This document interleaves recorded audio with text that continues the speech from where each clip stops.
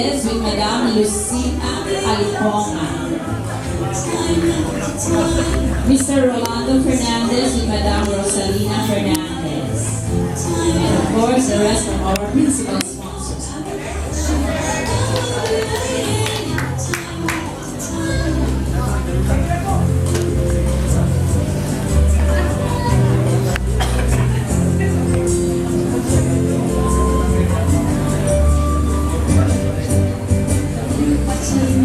The virtue called love is not given to hide away in some safe place for a rainy day. Love is not given for us to hold, to place in a shelf or wear it as gold. Love is not given for us to store behind a closed and bolted door. But love is given to flow on through, from Ken to Cheryl, from Cheryl to Ken. Love is a circle, a wondrous chain, to be given and given and given again. Ladies and gentlemen, let us all stand as we welcome the newest couple of the year, Mr. and Mrs. Ken Castellano.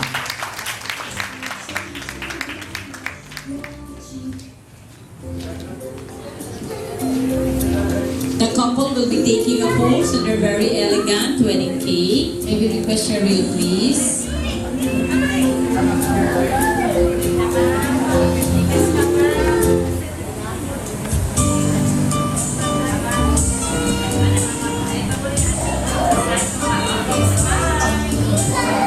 In any wedding reception, one of its highlights is having the wedding cake. It is believed that the wedding cake signifies the couple's dreams to fulfill, not just as husband and wife, but as model parents to their children. The couple slicing the cake, which stands for their joint marital possession, suggests their commitment to the many responsibilities and demands of married life. We will be asking Cheryl to hold the slicer. And of course, Ken, you have to place your right hand on the right hand of Cheryl to assure her that you can certainly be a very good provider to the family.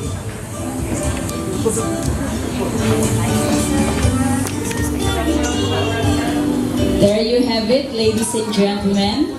Don't you know that a couple slicing of the cake means the start of their very beautiful honeymoon from now on till lifetime? So can we put our hands together, please? So we will be asking Cheryl to share the first slice of the delicious wedding cake to her husband Ken. As they say, so the first slice should always go to the husband.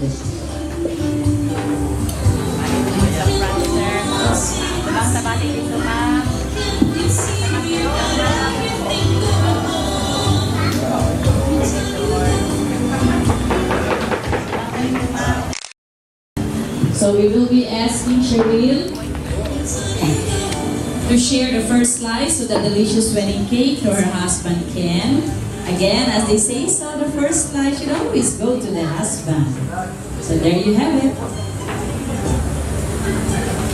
Can we clap our hands, please? And of course, Ken, as the provider of the family, you may share the second slice of the delicious wedding cake to your wife, Cheryl. Another hand, ladies and gentlemen. The couple has to entwine both their right arms to show oneness not only in love, but also in life. So let's all say cheers for good health, good wealth, and healthy Christian children to come to Mr. and Mrs. Ken Castellano. Let's all say cheers! Cheers!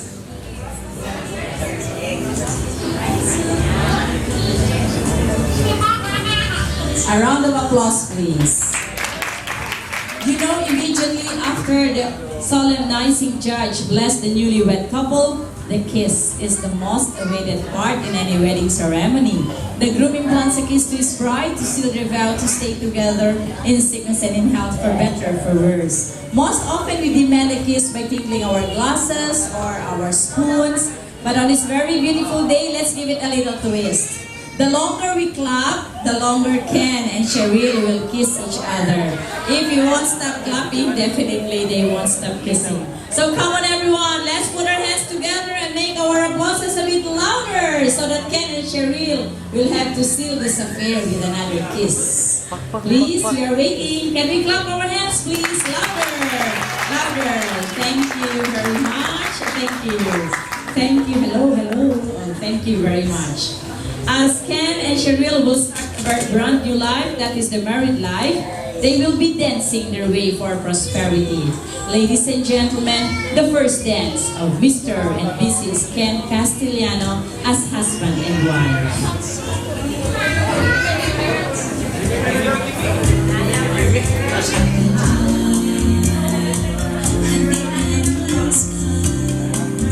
May we request a sister or any relative to distribute the pins around.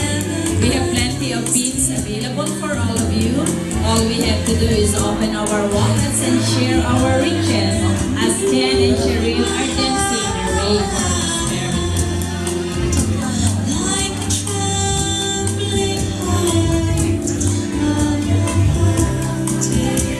The alak is a Filipino tradition where we share our bills and coins to the couple. This is one way of wishing them not only to be financially stable, but socially, morally, and spiritually as well. We have plenty of pins available for all of you, so don't hesitate to open your wallets as Ken and Cheryl will start a very brand new life, that is the married life.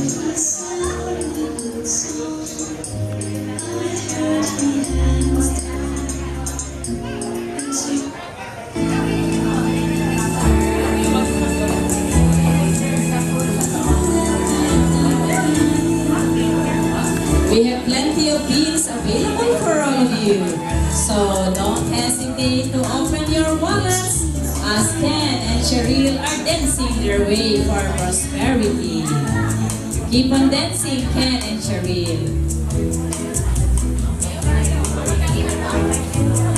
The amount doesn't have to be big. The most important thing, the amount we have shared can certainly assist the couple in their marital needs. So keep on opening your wallets and share your riches for Ken and Cheryl.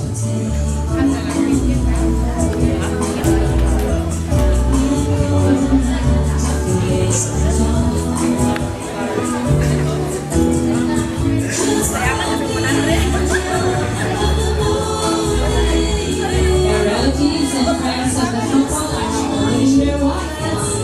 So keep on sharing. This is a very beautiful Filipino tradition where we share our bills and coins as Ken and Cheryl are dancing their way for prosperity.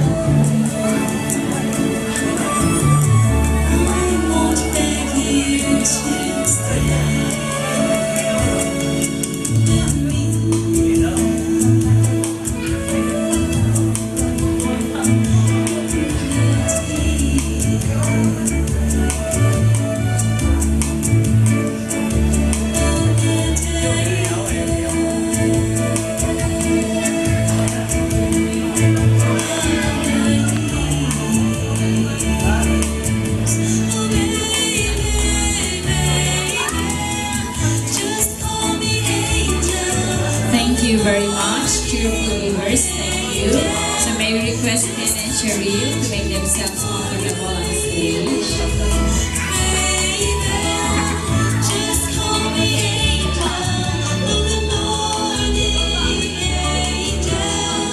Just touch my true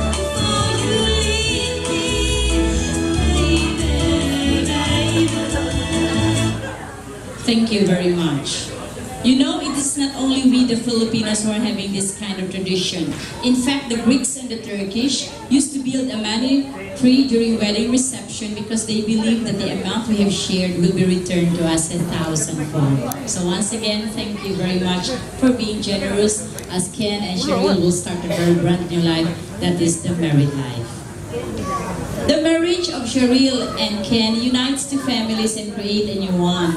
And as they move on into this very beautiful and enriching venture, they need pieces of advice and blessings for them to surpass the trials, successes, or failures that might come their way. And this afternoon, may we hear the marital wisdom from Mr. Narciso Castellano for his message to Ken and Cheryl. A round of applause, please.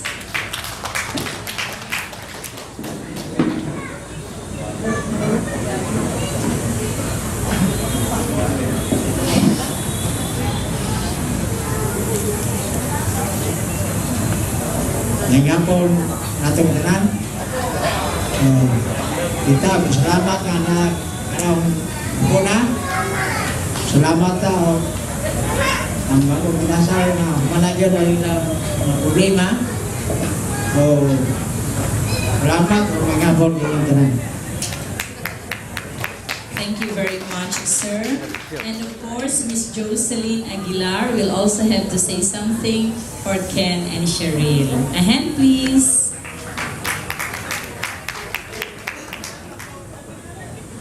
Okay, so Ma'am Aguilar will have to say something later.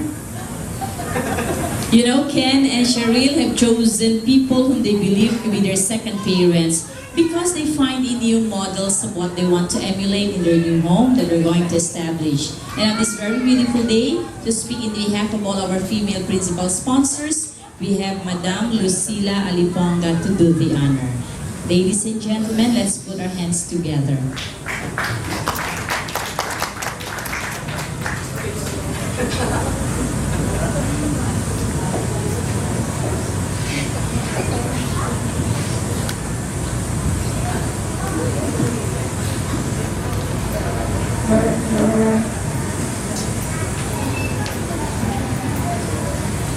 May hapon kami mo. Ang sige yung sa Diyos sa kanila. Ano nga mga pahimam mo. Kung kinugin mo kung sila. Na may panahon mo makaaway ang mga kapan. Kinahanglan ako. Saan ninyo mag-uubos? O kana mo hamdok na himo na bula, himo sa puto. Kinahanglan na. Ano na gano'n pa, sinagtanahay, konsulta mo sa inyong hikanan, pagpunan sa mga sa inyong suggest ka nila, pinanggalan ko pa, hindi mo bibali sa punan. Salamat na, ang mga pintilis. Kabut din lang, ang ulos ng kabut. Thank you so much. Daghang salamat. And of course, Mr. Rolando Fernandez will have to encourage the couple more. Another hand, ladies and gentlemen, for this message. Yun. Wala mo sa ipad yun. Kapag kong gunit.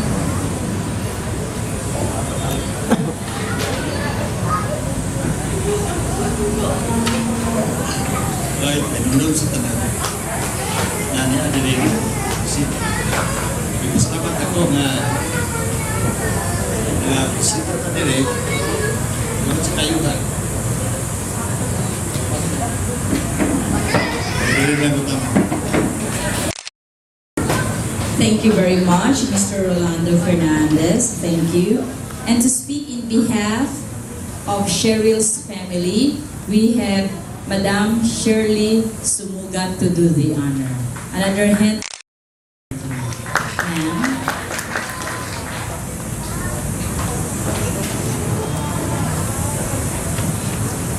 May hapon sa tanan.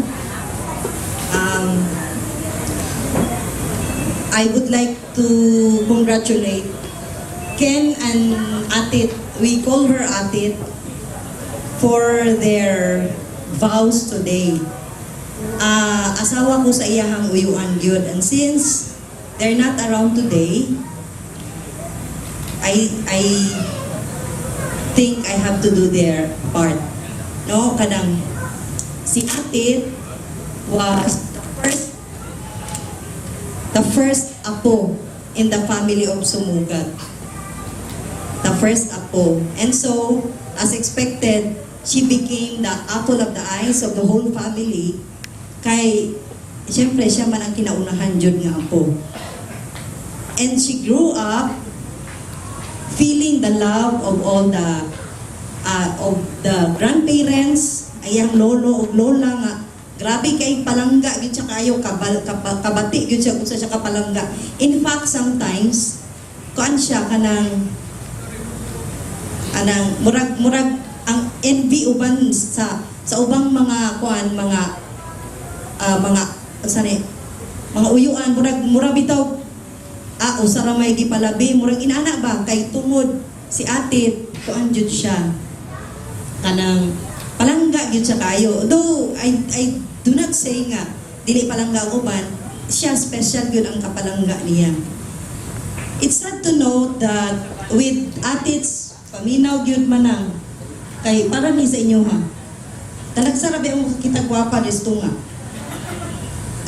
It's sad to know that in today's ate's special day, I suppose special kay kas arabi kaslon ang tao. No? Ingon jud ko nga wala ka-schedule nga mo istorya sa iyaha iko naluoy pug ko nga wala man koy giandam nga speech pero ani na lang jud gusto nga kay para mo represent po sa family. In one of our conversation with my daughter, ingon siya nga, ba, luoy kay si ati-ati no kay kuan kanang sa iyang wedding unta makatabang og plano ang iyang mama. Makatabang og plano ang iyang pamilya, iyang mama, iyang papa. But since they have already departed, namatay naman gud sila pareho. So, kinahanglan nga kanang kuan. But at any rate, all the families, tanang tibuok pamilya gyud took part sa mga pwedeng matabang nga mo sa kaning niya nga kuan, kaning nga affair.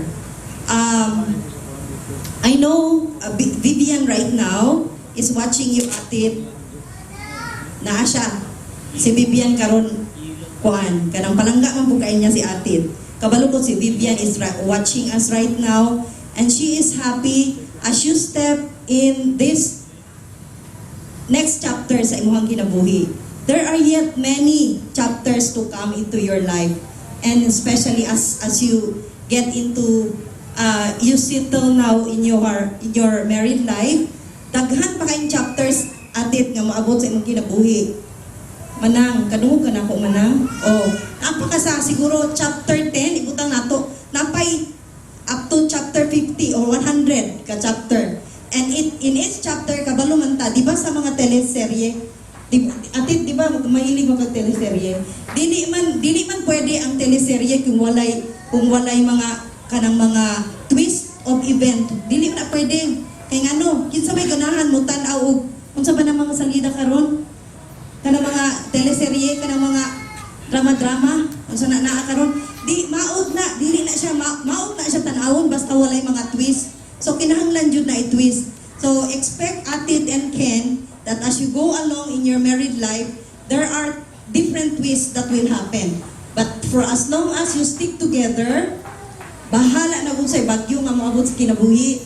When you will do it all together, walay problema nga bugat nga dili kayang kanang sulbaron.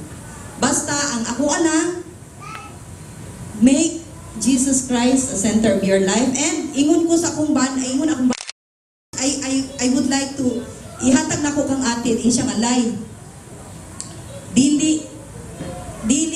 Dili tanang panahon kuan ko kanang dili tanang panahon daw ang tawo ng tubig. So